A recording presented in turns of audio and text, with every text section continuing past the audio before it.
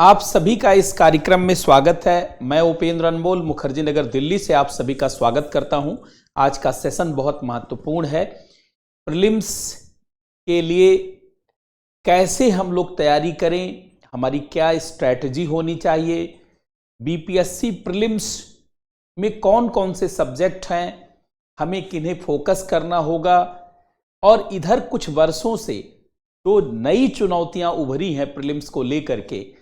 नई चुनौतियों का मतलब जैसे 68 बीपीएससी से अगर आप देखेंगे तो बीपीएससी के प्रीलिम्स में बहुत बड़ा बदलाव हुआ है। निगेटिव मार्किंग की शुरुआत हो गई है। पहले बीपीएससी में निगेटिव मार्किंग नहीं थी, लेकिन 68 बीपीएससी से निगेटिव मार्किंग की शुरुआत हो गई। पहले तो 1/4 निगेटिव मार्किंग की शुरुआत हुई, लेकिन 69 बीपीएससी में 1/3 एकदम यूपीएससी जैसा कर दिया गया इसे। अब एक चीज तो आपको दिख रहा होगा कि पहले की तुलना में अब पीटी पास करना उतना आसान नहीं रह गया है। पहले बीपीएससी में ऐसे स्टूडेंट भी पीटी पास कर जाते थे जिनकी साधारण समझ होती थी, जो वनडे की तैयारी करते थे, रेलवे की तैयारी करते थे, एसएससी की तैयारी करते थे, लूसेंट पढ़ते थे, वन लाइनर पढ़ते थे। बीपीएससी में वैसे बच्चे सफल हो जाते थे। लेकिन 68 बीपीएससी और 69 बीपीएससी ने तो एकदम लेबल यूपीएससी का पकड़ लिया। अर्थात 69 बीपीएससी का अगर पेपर आप देखेंगे तो आपको दिख जाएगा यूपीएससी के पेपर की झलक। अर्थात बीपीएससी ने अपना गेर यूपीएससी की दिशा में अब सेट कर दिया है। ऐसे में हम कैसे अपनी सफलता को सुनिश्चित करें?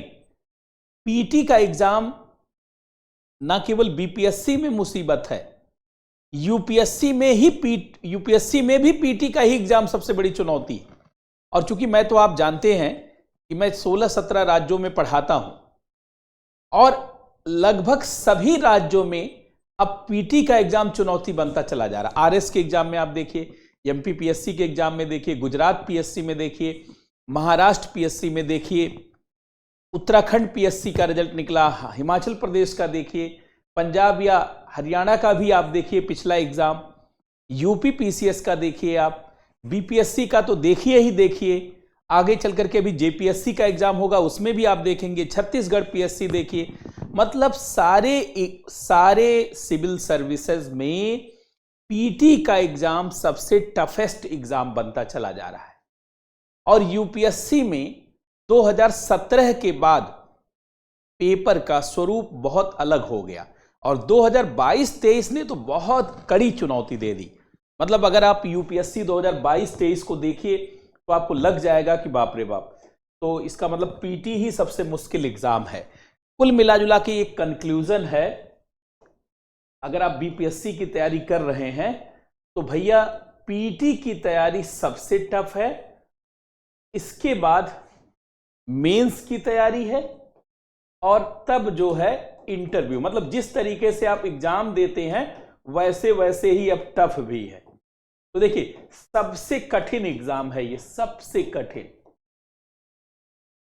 कठिन। वैसे बहुत ज्यादा सही से तैयारी किया जाए तो कठिन नहीं भी है, क्योंकि टिक करना होता है, लेकिन अभी तो सबसे टफ है, ये तो मानना ही पड़ेगा। सबसे टफ एग्जाम है ये। थोड़ा पीटी की तुलना में आसान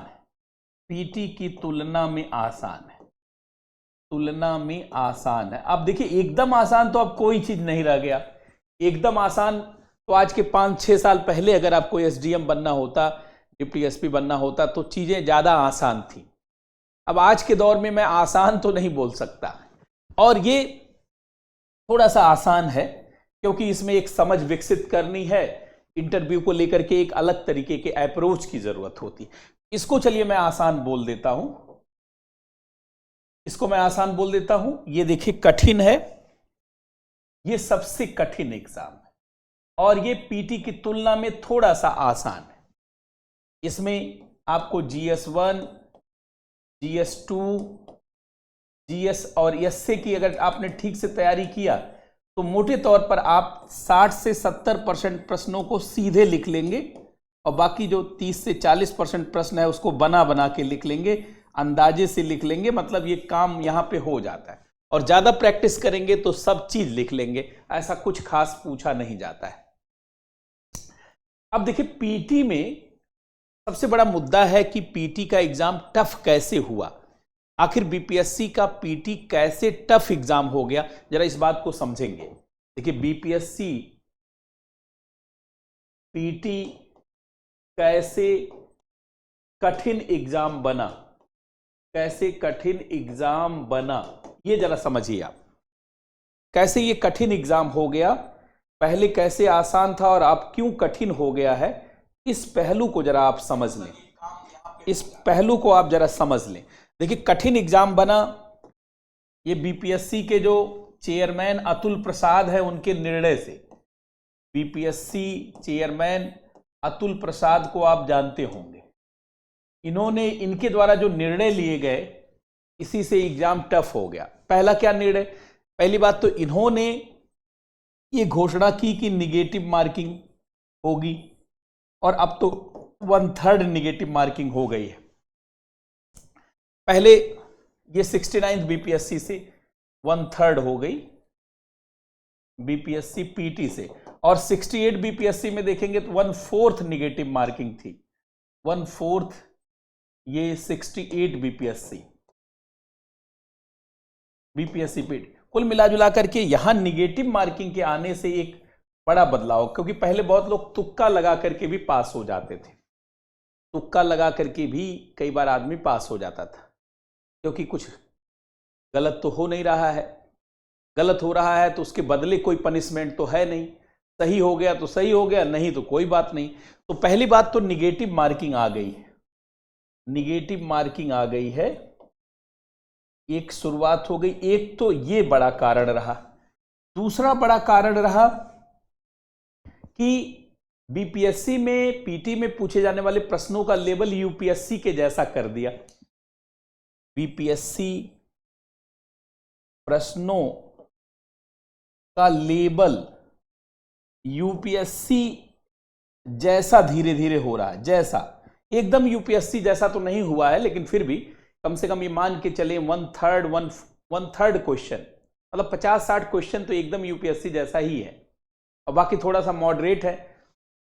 तो बीपीएससी के प्रश्नों का लेवल एक तो जानते टफ कर दिया, एक तो निगेटिव मार्किंग किया, दूसरा प्रश्नों का लेवल, और तीसरा जो है, तीसरा ध्यान से सुने, एग्जाम देने वाले लोगों की संख्या बढ़ गई।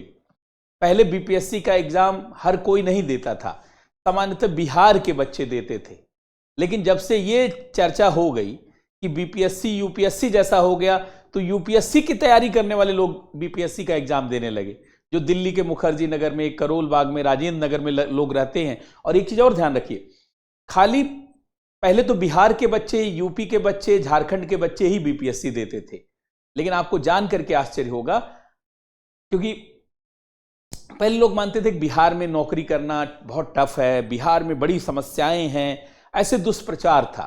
धीरे धीरे ये प्रचार हो गया कि बिहार में कोई दिक्कत नहीं है, वहां लॉ ऑर्डर ठीक है, इतना खराब भी नहीं है। अब एक तो ये बात, और दूसरा जानते पेपर का लेवल हो गया यूपीएससी जैसा, तो राजस्थान के भी बच्चे, तो पंजाब के स्टूडेंट, हरियाणा के स्टूडेंट, एमपी के स्टूडेंट, जान करके आश्चर्य होगा कर्नाटक के भी स्टूडेंट, गुजरात के भी स्टूडेंट, कम से कम कुछ नहीं तो ऐसे 12-13 लोगों ने मुझे बताया, जो महाराष्ट्र के नागपुर के आसपास के हैं, कह रहे थे सर मैं एग्जाम देने जा रहा हूं, मुंगेर एग्जाम पड़ा है। मैंने कहा आप क्यों जा रहे हैं? कहा कि सर अब बिहार सब लोग देते हैं, मैं भी दे रहा हूं। सोचिए महाराष्ट्र का मुझे, अच्छा जयपुर में मुझे काफी लोगों ने बताया कि मैं बीपीएससी का एग्जाम दे रहा हूं। और एक चीज और है, यही बिहार के भी बहुत सारे लोग अलग अलग प्रदेशों में रहते हैं, वो भी प्रोत्साहित हो गए हैं। कुल मिला जुला के यूपीएससी की तैयारी करने वाले बीपीएससी का एग्जाम देने लगे। यूपीएससी की तैयारी वाले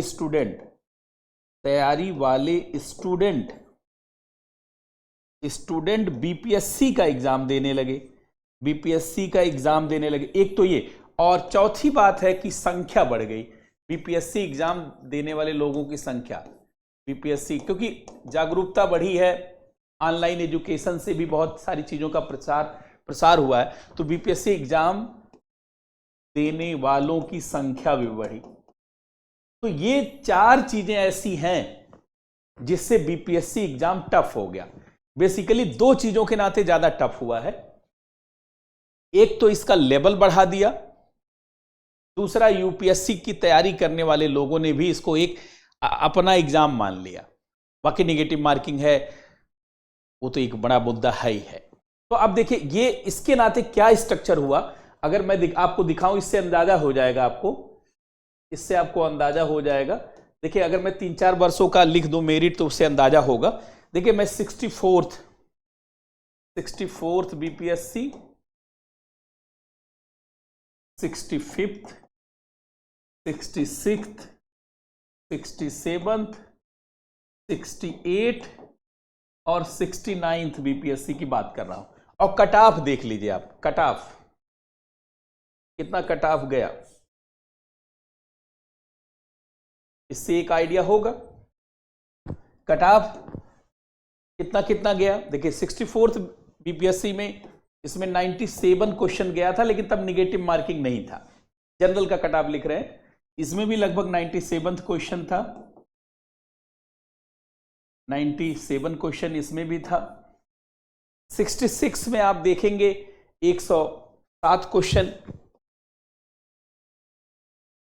और 67th में 113, यहां तो बहुत ज्यादा चला गया था। अब इसके बाद निगेटिव मार्किंग ला दी गई, यहां से, तो ये 91 क्वेश्चन हो गया, निगेटिव मार्किंग के कारण हो गया, और ये 91.67 हो गया। जबकि लेवल बढ़ा था, इसके बाद भी कट ऑफ कम नहीं हुआ। देखिए ये यहां से निगेटिव मार्किंग की शुरुआत है, निगेटिव मार्किंग यहां 1/4 निगेटिव मार्किंग थी और यहां पर निगेटिव मार्किंग 1/3 कर दी गई। अब यहां पर आप देखिए एक चीज ध्यान रखेंगे,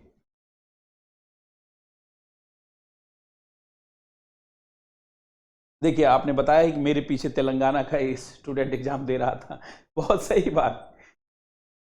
मेरी खुद बहुत एक प्री स्टूडेंट हैं जिनका इस साल यूपीएससी हो गया, नाम भी बता दे रहे हैं, पल्लवी जाखड़, उनका यूपीएससी में हो गया। वो एग्जाम देने गई हुई थी गया में। मैंने उन्हीं से पूछा कहां जा रही हैं, कहा सर बीपीएससी में जा रहे हैं, यहाँ एसडीएम बन जाएंगे। तो हमने कहा एसडीएम की सीट ही नहीं, कहा अच्छा मुझे पता नहीं, मतलब उनको पता भी नहीं था सीट किस चीज की है नहीं है। 68 बीपीएससी में वो स्वयं एग्जाम देने गई थी, जो 12 फरवरी 2023 को हुआ था। खैर बाद में उनका यूपीएससी में हो गया, आईआरएस में हो गया, लेकिन पल्लवी जाखड़ स्वयं एग्जाम देने गई थी। तो ऐसे 4-6 विद्यार्थियों ने हरियाणा का बताया जो कभी जाते ही नहीं थे, मतलब बिहार के बारे में उनके मन में अलग छवि थी। अब देखिए यहां पे जब निगेटिव मार्किंग नहीं थी, ये बहुत ज्यादा, ये जानते हैं 75% है, ये 150 क्वेश्चन पूछा जाता है, 150 नंबर का होता है, इतने नंबर का होता है। और ये आप जोड़ लीजिए जरा भाई, 30 नंबर 20% हो गया, तो 30 या 90, 60%, 60% तो अभी भी मेरिट जा रही है। सोचिए 60%, तो ये 60 से थोड़ा ज्यादा ही है, मैं मोटे तौर पर लिख रहा हूं, लेकिन आप 3 चौक 12, तो 30 या 90 हो गया, 60% वही हो गया, और 15 और जोड़ दीजिए तो 105 पे ही आ गया। कितना? 75 से भी ज्यादा है कि नहीं? तो आप देख रहे हैं, इसका मतलब है कि ये कितना ज्यादा चला गया था। खैर मुझे अब इससे मतलब नहीं है, क्योंकि यहां क्या था, यहां का स्तर ही अलग था। अब यहां से जो स्तर बदला है और इसके बाद मेरिट का जो लेवल देख रहे हैं, ये बहुत चुनौती जैसा है। यूपीएससी कहती है कि 98% स्टूडेंट अपने सभी चांस में पीटी नहीं पास कर पाते। 98% स्टूडेंट अपने सभी चांस में पीटी नहीं पास कर पाते। पीटी बहुत टफ होता है।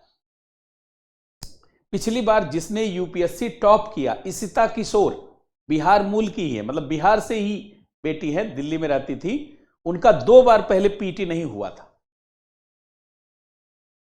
और फिर पीटी हुआ तो पहली रैंक आ गई। और कई बार जो यूपीएससी पास कर गया है उसका भी पीटी नहीं होता अगले एग्जाम में। और बीपीएससी में भी अब ऐसा मिल रहा है, जिसका पहले बीपीएससी में हो गया, सिलेक्शन हो गया, उसका भी बीपीएससी में नहीं हुआ, 69th में उसका भी बीपीएससी में नहीं हुआ है।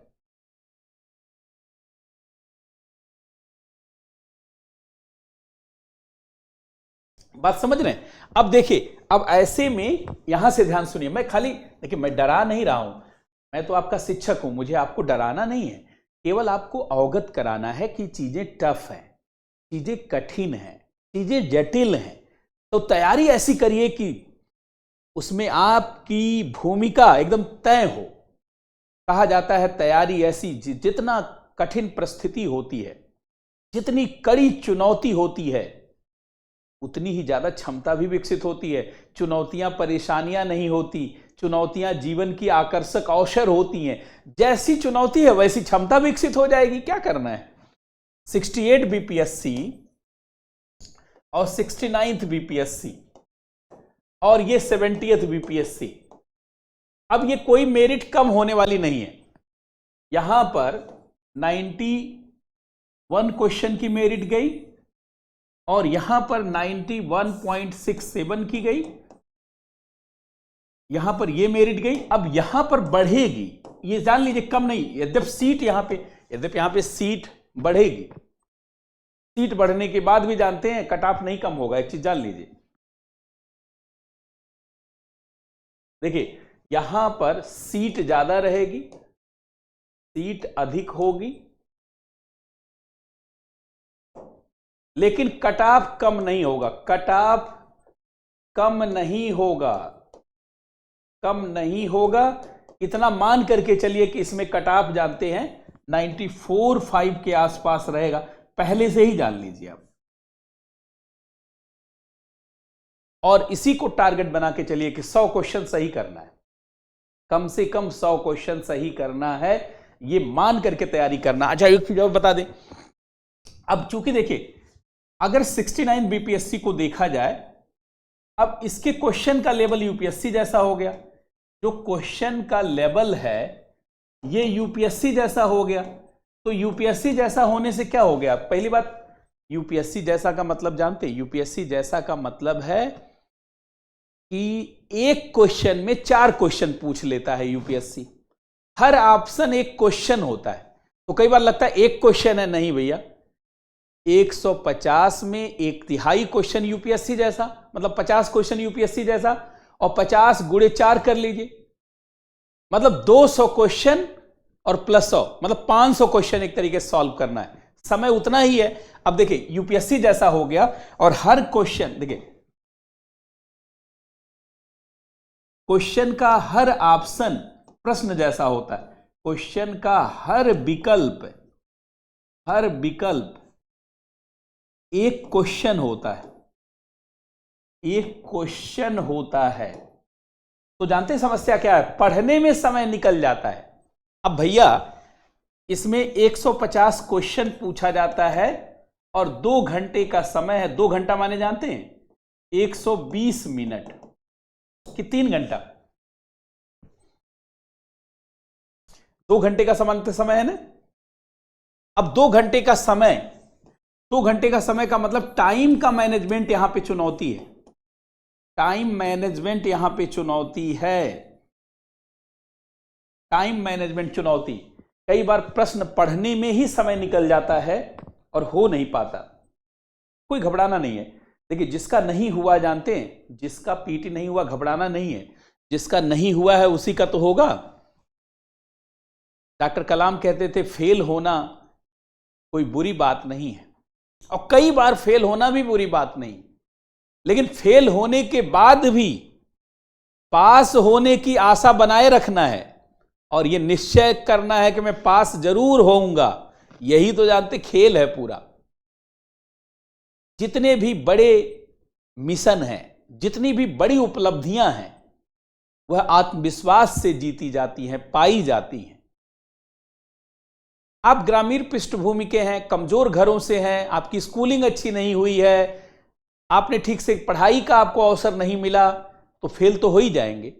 कौन सा फेल होना कोई बुरी बात है भाई? या तो आप बहुत बड़े घर से होते, लंदन में पढ़ाई किए होते, अमेरिका में पढ़ाई किए होते, फिर फेल हो जाते तो मैं आपको डांटता। इतना अधिक निवेश किया गया, करोड़ों रुपया लगाया गया, फिर फेल हो गए। आपने किया ही क्या है बचपन से अभी तक? सामान्यतः कमजोर घरों के जो बच्चे हैं वो किसी तरीके से पेट काट काट करके पढ़ रहे थे। न जागरूकता, न समर्पण, न टीचर अच्छे, न किताबें अच्छी, न सिलेबस अच्छा। तो थोड़ा सा पढ़ाई ठीक हुई है, थोड़ा नहीं हुई है, ऐसी स्थिति है। तो ऐसी स्थिति में एक आध दो बार फेल हो जाना कोई बुरी चीज नहीं। ऐसा नहीं कि आप फेल हो जाइए, मैं ये नहीं कह रहा हूं, लेकिन फेल हो गए तो कोई बुरा हीन भावना मत लाइए। दिनकर जी ने कहा था, उर्वशी अपने समय का सूर्य हूं मैं। हीन भावना कभी आने मत दीजिएगा। पीटी कितने बार भी फेल कर जाइए। देखिए, पीटी फेल होना बुरी बात नहीं है। पीटी फेल होना ये कोई बुरी बात नहीं है। फेल होने के बाद भी पास होने की इच्छा को कम नहीं होने देना। जैसे नए विद्या, अब देखिए, ये हीन भावना नहीं है, हीन भावना नहीं लाना है। हीन भावना नहीं आनी चाहिए, अपने प्रति बुरे भाव नहीं आने चाहिए। हीन भावना नहीं होनी चाहिए, ये नहीं होने चाहिए। यही डॉक्टर कलाम कह रहे थे। हीन भावना, अपने प्रति बुरा भाव ना आए कि नहीं मैं कुछ कर ही नहीं पाऊंगा, नहीं मुझसे नहीं हो पाएगा, ये मत सोचिए। हीन भावना, इसीलिए दिनकर जी का ये मुझे अच्छा लगा, उर्वशी अपने समय का सूर्य हूं मैं। उर्वशी अपनी समय का, ये आप अपने कमरे में लिख लीजिए, सूर्य हूं मैं। उर्वशी हटा दीजिए, यही लिख लीजिए, अपने समय का सूर्य हूं मैं। चमकना आपका गुण होना, और एक दिन आप निकलेंगे, एक दिन सूर्य का उदय होगा। और सभी का, जितने लोग आपको सामान्य दिखते हैं यही असाधारण हो जाते हैं कुछ दिनों के बाद। बशर्ते जी जान लगा दीजिए, कमर कस लीजिए, एक एक कंसेप्ट को, एक एक बेसिक्स को एकदम धो डालिए, धुआं कर दीजिए। दिन रात क्वेश्चन प्रैक्टिस, दिन रात कंसेप्ट को रिवाइज करना, लगा दीजिए जी जान, लगा दीजिए जी जान कि 6 घंटा पढ़ना है पीटी और 6 घंटा ही मेंस, और 6 घंटे में 2-3 घंटा कंसेप्ट और बेसिक्स, 1-2 घंटा पुराने क्वेश्चन की प्रैक्टिस, नए क्वेश्चन, और सारा मिला करके पूरा जी जान उसमें लगा देना है। ये अपने कमरे में लिख लीजिए। फेल होना जानते हैं कोई बुरी चीज नहीं है, हां, लेकिन एक चीज ध्यान रखिए, थोड़ा सा चीजें कठिन हुई हैं, थोड़ा सा चीजें कठिन हुई हैं, थोड़ा सा चीजें कठिन हुई हैं, और जानते हैं अब चीजों को पक्ष में लाना है। इसीलिए तो मैं इस क्लास को ले रहा हूं, इसीलिए तो इस क्लास को ले रहा हूं कि अब देखिए बीपीएससी नए अवतार में आ गया है, खासकर 70th बीपीएससी, ये बीपीएससी का नया अवतार है। ये ऐसा होने वाला है जैसा सामान्यतः बीपीएससी नहीं रहा, बीपीएससी का नया अवतार है। इसके लिए तैयारी आपको ढंग से करनी पड़ेगी, इसीलिए तो मैं नए तरीके से, जानते हैं, आपके साथ जोड़ने वाला हूं, इतना बेहतरीन क्लास लेने वाला हूं। तो बीपीएससी का ये नया अवतार है। एक तो इसका लेबल यूपीएससी जैसा, दूसरी टाइम का मैनेजमेंट, थॉट प्रोसेस, आपका ब्रेन स्टॉर्मिंग भी यूपीएससी जैसा करना पड़ेगा, लेबल यूपीएससी जैसा। और आपका जानते हैं जो थॉट प्रोसेस है, ब्रेन स्टॉर्मिंग जो है, ये यूपीएससी जैसा रखना पड़ेगा। ये नहीं कि यूपीएससी जैसे का मतलब ये होता है इंटरडिसिप्लिनरी अप्रोच के साथ, कोई एक चीज दूसरी चीज से कैसे जुड़ी है, दूसरी तीसरी से कैसे जुड़ी है, या एक चीज तमाम चीजों से कैसे जुड़ी है, सब जानना, सब समझना। थॉट प्रोसेस जानते हैं एकदम यूपीएससी जैसा। एकदम यूपीएससी जैसा का मतलब आपको डिसिप्लिनरी अप्रोच की तरफ बढ़ना होगा, इंटरडिसिप्लिनरी अप्रोच की तरफ बढ़ना होगा और पूरी तरीके से डिसिप्लिनरी अप्रोच, एक दूसरे से संबंधित हर चीज को, जितनी भी चीजें एक चीज से जुड़ी हुई हैं सबको समझना, सबको जोड़ना, सबको लिंक करना, सबको लिंक करना, सबको लिंक करना, कहां से क्या जुड़ा, कहां से क्या जुड़ा, और एकदम अपडेटेड। तीसरी बात है कि आदि से लेकर वर्तमान तक, आदि से वर्तमान तक जानकारी, जिसको कहा जाता अपडेटेड जानकारी, एकदम अपडेटेड। ये आपको करना पड़ेगा और इसी तरीके से आगे बढ़ना पड़ेगा। अब देखिए, पहले मैं पीटी के टॉपिक आपको दिखा देता हूं, सब्जेक्ट क्या है और आगे इसमें जो बदलाव की दिशा दिख रही वो क्या है। देखिए, बीपीएससी पीटी सब्जेक्ट लिखिए फटाफट। पहले कैसा था, पहले दो भागों में इसको बांटा जाता था, मेजर सब्जेक्ट और माइनर। पहले मेजर सब्जेक्ट क्या था, अब तो खैर ये सब मत सोचिएगा, मैं पहले जैसा लिख देता हूं एक बार, क्योंकि कुछ पार्ट से ज्यादा क्वेश्चन पहले बीपीएससी में पूछा जाता रहा है। जैसे हिस्ट्री है, हिस्ट्री से सामान्यतः 30 क्वेश्चन पूछा जाता रहा है। जनरल साइंस है, सामान्यतः इससे भी 30 क्वेश्चन पूछा, सामान्यतः मैं बात कर रहा हूं। इसके अलावा बिहार स्पेशल, अब की बार ऐसा पूछा नहीं गया, 69 बीपीएससी में ऐसे नहीं पूछा गया, चीजें बदली है। बिहार स्पेशल से भी करीब करीब 25 से 30 क्वेश्चन, 25 से 30, अब की बार तो पूछा गया 15-16 ही। और करंट अफेयर, ये सामान्यतः 30 से 35 क्वेश्चन, मतलब अगर ये 4 पार्ट जोड़ लीजिए तो 120 क्वेश्चन तो यहीं से आता रहा है। इसीलिए इसको मेजर सब्जेक्ट के रूप में कहा जाता था और पहले बीपीएससी पास करने के लिए लोग इसी अप्रोच से पढ़ाई करते थे और पास कर जाते थे, इसी अप्रोच से पढ़ते थे और पास कर जाते थे। लेकिन चीजें बदल रही। अब देखिए, इसमें इन सब सब्जेक्ट को कम वेटेज था, जैसे इकोनॉमी के 8 से 10 क्वेश्चन पूछे जाते थे।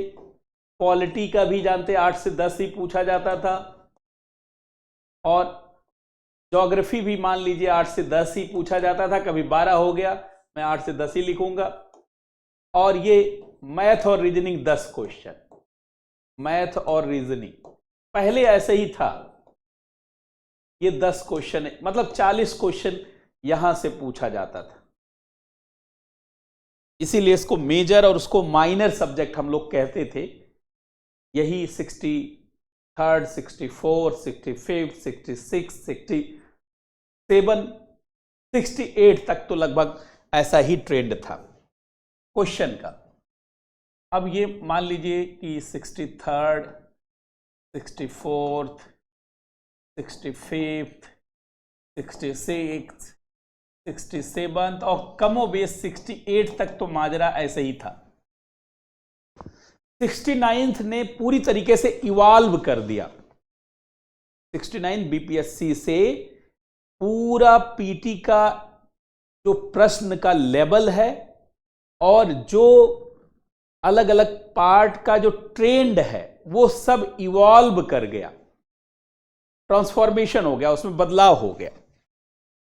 मतलब जहां ये सब क्वेश्चन पूछा जा रहा था, वहीं देखिए जरा 69th में क्या आया।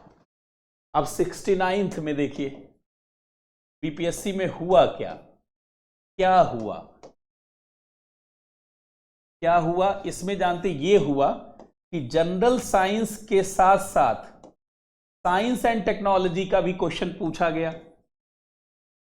और टोटल मिला के देखिए, यहां से ये क्वेश्चन कम तो नहीं हुआ, इसके क्वेश्चन लगभग 20 से 22 22 भी नहीं थे, 18 से 20 क्वेश्चन थे।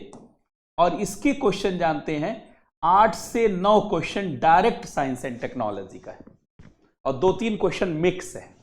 मतलब अब पहली बार तो देखिए एक तो ये आ गया कि जनरल साइंस के साथ पहले यही पूछा जाता था, फिजिक्स, पहले फिजिक्स पूछा जाता था, केमिस्ट्री पूछा जाता था, बायोलॉजी पूछा जाता था, बस ये 3 चीज पूछी जाती थी। पहली बात तो यहां साइंस टेक का, अच्छा 68 बीपीएससी में भी 7 क्वेश्चन था, मतलब इसमें कुछ मिक्स टाइप के थे, मतलब टोटल मिलाकर के चलिए हम 30 क्वेश्चन लेके चल रहे हैं, 25 से 30 लिख लीजिए। पहला तो एक ये बदला हुआ, दूसरा इकोनॉमी में बदला हुआ, इकोनॉमी के पार्ट से क्वेश्चन पूछा गया 15 से 16 क्वेश्चन, और खाली पूछा नहीं गया, एकदम यूपीएससी के लेवल, एकदम कंसेप्चुअल यूपीएससी के लेवल पे, यूपीएससी जैसा बड़ा टफ पूछा गया। यूपीएससी बड़ा टफ का मतलब कंसेप्ट बेस पूछा गया, टफ तो नहीं था, हमने जिसको पढ़ाया था सब हूबहू क्लास से सारे क्वेश्चन थे। पिछला जिन्होंने भी इकोनॉमी का बैच लिया था उन्होंने देखा होगा, एकदम क्लास से सारे, एक क्वेश्चन को छोड़ करके सारा 15 क्वेश्चन तो वही हूबहू क्लास से था, 16 में से 15 क्वेश्चन। तो इकोनॉमी का क्वेश्चन देखिए बढ़ गया, वही एकदम यूपीएससी जैसा ट्रेंड ले रहा है। इसके बाद आप देखिए तीसरे नंबर पे ज्योग्राफी के क्वेश्चन भी बदले। ज्योग्राफी में जानते क्वेश्चन पूछा गया करीब 14 से 15 क्वेश्चन पूछा गया, और लेवल को बदलते हुए यहां भी क्वेश्चन पूछा गया। अच्छा पॉलिटी में जो क्वेश्चन पूछा गया ये भी जानते 12 से 13 क्वेश्चन पूछा गया, ये बता रहा है कि आगे और बदलाव होगा। अब बिहार स्पेशल जहां पे देखिए, बिहार स्पेशल ध्यान से सुनेंगे, बिहार स्पेशल जहां पूछता था 25 से 30 क्वेश्चन, वही 16-17 क्वेश्चन आया खाली बिहार स्पेशल से, ज्यादा आया ही नहीं। करंट अफेयर से क्वेश्चन जानते कम आया, करंट अफेयर से क्वेश्चन जो है ये भी मुश्किल से 16-17 के 16 से 18 क्वेश्चन ही आया, और वो भी यूपीएससी जैसा आ गया, यूपीएससी जैसा आ गया, बहुत डिक्लाइन कर दिया इन सब पार्ट को। इसके अलावा मैथ और रीजनिंग, मैथ एंड रीजनिंग में चलिए लगभग 10 क्वेश्चन रहा, ये तो इसमें बहुत बदलाव नहीं किया, लेकिन हिस्ट्री के क्वेश्चन में आप देखिए हिस्ट्री के क्वेश्चन घटे और थोड़ा अलग तरीके से पूछे भी गए, ये 20 से 25 क्वेश्चन, इस तरीके का स्ट्रक्चर हो गया, अर्थात ऐसा स्ट्रक्चर हो गया। कुल मिलाजुला करके एक एवोल्यूशन दिख रहा है, यहां पर नए तरीके का एक सिस्टम दिख रहा है।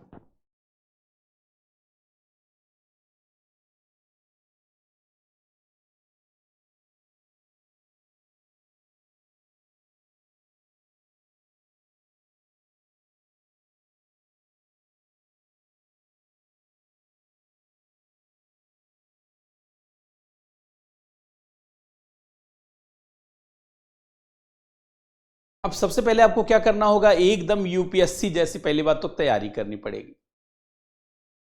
अब क्या करना रहेगा, अब क्या करना है 70th बीपीएससी के लिए, अब क्या करना है, पहली बात तो यूपीएससी जैसा पढ़ना है, यूपीएससी जैसा। कौन कौन सा portion, polity, economy, history, geography, general science, science and technology, और एक चीज ध्यान रखिए, और इन्वायरमेंट इकोलॉजी भी पढ़ना पड़ेगा, अब काम चलेगा नहीं उससे, और आर्ट एंड कल्चर भी पढ़ना पड़ेगा, आर्ट एंड कल्चर,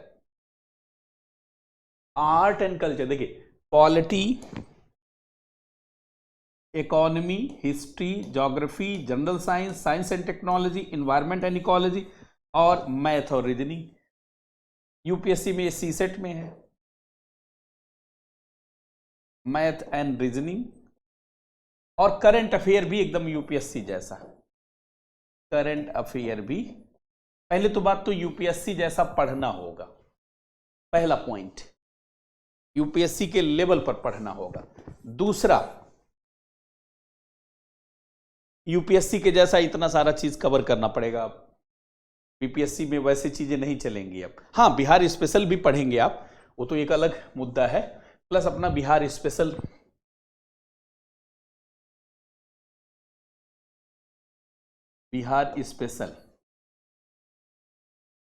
भी आप पढ़ेंगे, क्योंकि बिहार की चीजों को इग्नोर नहीं कर सकते आप। जिस राज्य से हैं उसकी सारी जानकारी होनी ही चाहिए, जितने भी 38 जिले। अच्छा, दूसरा क्या करना होगा, ध्यान सुनेंगे। दूसरा जो है, पढ़ने का ढंग थोड़ा सा बदलना पड़ेगा। पढ़ने का जानते, पढ़ने का ढंग और टाइम मैनेजमेंट पे काम करना पड़ेगा। टाइम मैनेजमेंट पर फोकस करना पड़ेगा। अब कहेंगे कैसे पढ़ना पड़ेगा, ये तो खैर एक दूसरे से कनेक्टेड, मतलब इंटरलिंकिंग अप्रोच को विकसित करना पड़ेगा। इंटरलिंकिंग, वन लाइनर नहीं, इंटरलिंकिंग अप्रोच को विकसित करना पड़ेगा। और बहुत कम समय में क्वेश्चन को सॉल्व करने की क्षमता विकसित करनी होगी। बहुत कम समय में क्वेश्चन को सॉल्व करने की क्षमता, ये 2 पॉइंट लिख लीजिएगा। पहला तो एक तो यूपीएससी जैसा पढ़ना पड़ेगा, एकदम यूपीएससी जैसा। और दूसरा, पढ़ने का ढंग और टाइम मैनेजमेंट पे फोकस करना होगा। पढ़ने का ढंग तो आपको इंटीग्रेटेड अप्रोच पे आना पड़ेगा, और टाइम मैनेजमेंट में बहुत कम समय में, मतलब 1 मिनट से कम समय में क्वेश्चन को पढ़ लेना और तुरंत उत्तर को निश्चित कर लेना और बबल्स को फिल कर देना। यूपीएससी में क्या चुनौती है, यूपीएससी में यही चुनौती है कि 100 क्वेश्चन है और 120 मिनट का समय है। इसका मतलब लगभग एक क्वेश्चन जो है वो लगभग 1 मिनट से थोड़ा सा ज्यादा समय। मान लीजिए एक क्वेश्चन को मैं 1 मिनट मान लेता हूं, क्योंकि 10-15 मिनट तो खर्च हो जाता है ऐसे ही, शुरुआत में अंत में ऐसे खत्म हो जाता है।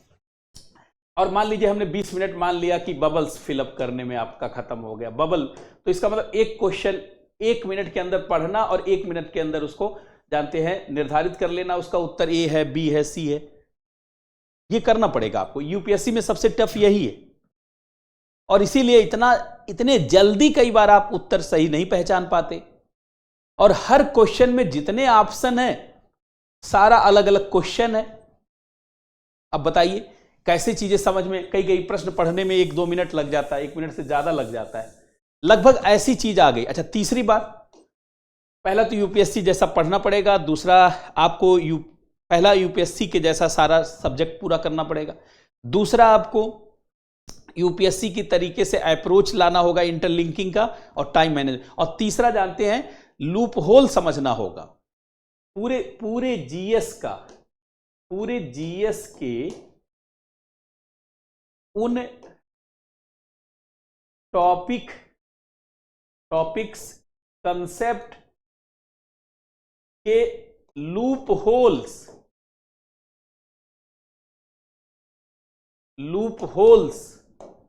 जानने होंगे, जहां क्वेश्चन गलत होते हैं, जिन टॉपिक में चीजें गलत होने की संभावना होती, पूरे जीएस के उन टॉपिक कंसेप्ट के लूप होल्स पकड़ने होंगे।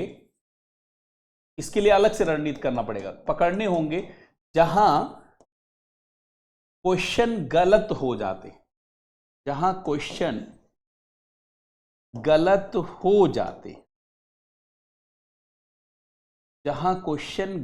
हो जाते, पूरे जीएस के उन टॉपिक्स के लूप होल्स पकड़ने होंगे जहां पे क्वेश्चन गलत हो जाते हैं। जैसे इकोनॉमी में कुछ टॉपिक हैं जहां क्वेश्चन, देखिए इकोनॉमी में कुछ टॉपिक है जहां क्वेश्चन ज्यादा गलत होते हैं, पॉलिटी में कुछ टॉपिक हैं जहां क्वेश्चन ज्यादा गलत होते हैं, ज्योग्राफी में कुछ टॉपिक है जहां क्वेश्चन गलत होते हैं, जनरल साइंस में भी कुछ क्वेश्चन पार्ट है जहां क्वेश्चन गलत होते हैं, इन्वायरमेंट एंड इकोलॉजी में भी कुछ जगह पर प्रश्न गलत होते हैं।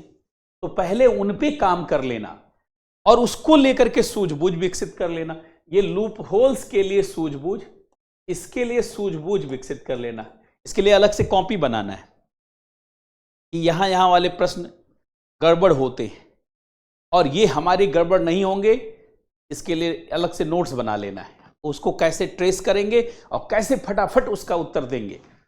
तो इसके लिए सूझबूझ,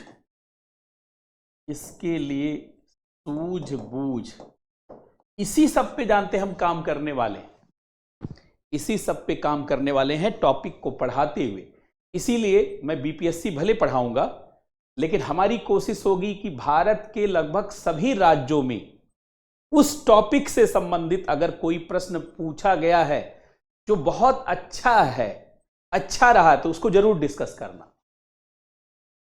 साथ ही साथ हर टॉपिक में कहां थोड़ा चीजें अलग करके पूछी जाती हैं, उसको आपको दिखाना, उसकी प्रैक्टिस करवाना, ताकि एक क्रांतिकारी तरीके से जानते हैं आपकी समझ विकसित हो और आप उन सारी चीजों को पकड़ ले जाए। अच्छा, बाकी कुछ काम आपको करना होगा। आपको क्या करना होगा? आपको क्या करना है? तो आपको एक चीज क्या करना है, सिलेबस को फोटो कॉपी करवा लीजिए, नहीं तो अपने हाथ से लिख लीजिए, और 5-7 जगह जानते हैं। अच्छा, अब सिलेबस में क्या है कि आधा अधूरा सिलेबस आपका लिखा हुआ है, तो सिलेबस के टॉपिक अपने आप अलग करिए कि ये टॉपिक, ये टॉपिक। ये कैसे पता चलेगा? प्रीवियस ईयर का क्वेश्चन पेपर पढ़ने से। तो सिलेबस और प्रीवियस ईयर क्वेश्चन पेपर, और अब चूंकि आपके लिए खाली बीपीएससी का प्रीवियस ईयर क्वेश्चन पेपर नहीं देखना है, बीपीएससी का चलिए 68 और 69 तो देखना ही है, अब आपको यूपीएससी का भी जानते देखना है। यूपीएससी में भी कम से कम आप मान के चलिए कि 10 वर्ष का तो देख ही लीजिए, या चलिए 2011 से देख लीजिए, 2011 से अब तक देख लीजिए। कम से कम जो टॉपिक पढ़िए, पॉलिटी पढ़िए उसका देखिए, इकोनॉमी पढ़िए उसका देखिए, ऐसे देखिए, हिस्ट्री पढ़िए उसका देख लीजिए, तो इससे एक आइडिया आएगा। तो पहली बात तो ये 2 काम करना है कि सिलेबस और प्रीवियस ईयर के क्वेश्चन पेपर आपको खूब उधेड़, इसको 10 बार पढ़ना है फटाफट। और 10 बार जब इसको पढ़ लेंगे तो आपको आइडिया हो जाएगा कि किस तरीके के क्वेश्चन पूछे जाते, nature of question, format of question, depth of question, कठिनाई, तमाम जटिलताएं, एक आइडिया हो जाएगा। इसके आइडिया होने के बाद आपको तीसरा काम जो मैं करवाऊंगा, मैं तो क्लास नोट बनवाऊंगा, बस आप इससे क्या करिएगा, ब्रीफ नोट्स बना लीजिएगा आप, और कम शब्दों में। तो हम लोग क्लास नोट बनाएंगे, आप इसको ब्रीफ नोट्स में कन्वर्ट करेंगे, ताकि बार बार रिवीजन, बार बार रिवीजन, बार बार रिवीजन, बार बार रिवीजन, बार बार रिवीजन, और फिर मॉक टेस्ट से लास्ट में। ये काम तो बाद का है, लेकिन बीच बीच में भी हम लोग क्वेश्चन लेकर के चलेंगे।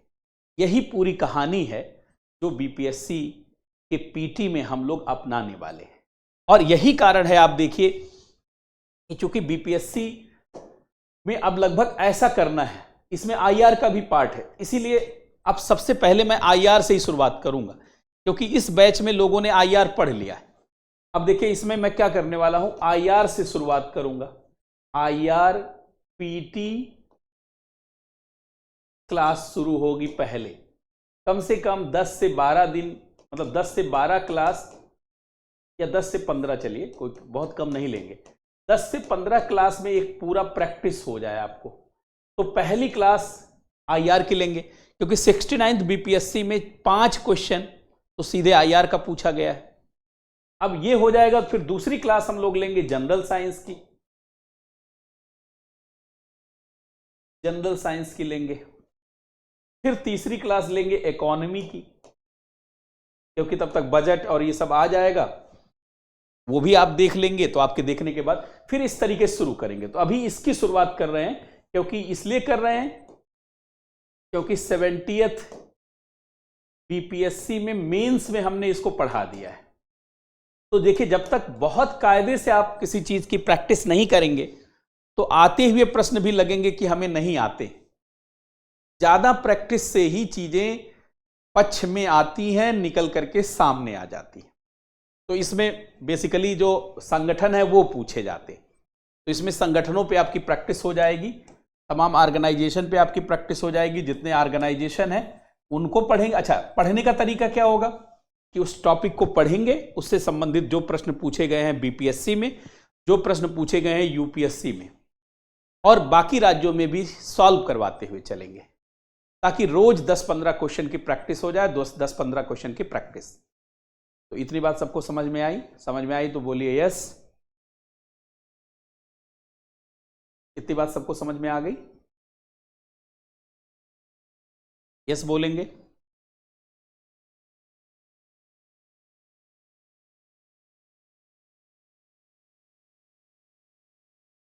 तो अब जो है हम लोग अगली क्लास में फिर यहां से, अच्छा लेकिन एक चीज और ध्यान रखना है कि शाम को यूपीएससी फाउंडेशन बैच में, जो यूपीएससी का प्रीलिम्स फाउंडेशन है, उसमें 8 बजे क्लास रहेगी। वो क्लास भी आप सभी लोगों को ज्वाइन करना है। यूपीएससी फाउंडेशन जो बैच है ये शाम को 8 PM पर आज भी है। तो इस वाले बैच को आप सभी ज्वाइन करिएगा, ये फ्री रहेगा सबके लिए। एक बार यूपीएससी के पीटी का मैं विश्लेषण कर दूं तो यूपीएससी पीटी थोड़ा देख लीजिए, क्योंकि यूपीएससी आपका एक आदर्श है, एक मॉडल है। तो इसमें यूपीएससी पीटी सिलेबस देखेंगे और उससे संबंधित बातें करेंगे। तो इस वाले बैच को भी आपको 8 PM पर आज देखना है। देख लीजिए ताकि एक आइडिया हो जाए उसको लेकर के, क्योंकि अगर यूपीएससी का भी आइडिया रहेगा, उसके टॉपिक का भी अंदाजा रहेगा, तो फिर जानते हैं आपको तैयारी करने में मजा आएगा, एक समझ बढ़िया से विकसित होगी। तो अभी तो शाम को 8 बजे मिलते हैं और फिर हम लोग कैसे अपनी क्लास शुरू करेंगे उसकी मैं घोषणा करूंगा। उसको लिखित रूप से आपको मैसेज भेजा जाएगा कि भाई क्या कैसे रहेगा। तो बहुत बहुत धन्यवाद सबको, बहुत बहुत नमस्कार। पुनः 8 बजे शाम को मिलते हैं यूपीएससी प्री फाउंडेशन बैच में।